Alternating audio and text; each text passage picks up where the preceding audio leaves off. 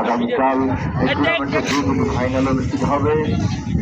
এবং সমাপনী দিনে প্রধান অতিথি হিসাবে আমাদের মাঝে উপস্থিত থাকবেন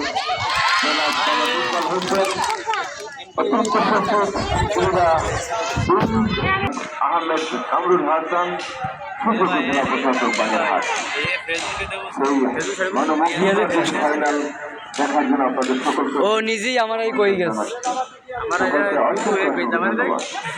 তোর যা খাওয়ান লাগে এই খান ভাই কইস না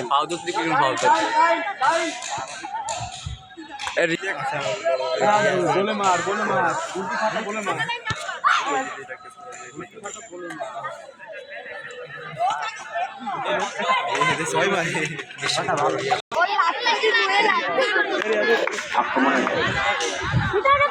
দেখতে পাচ্ছি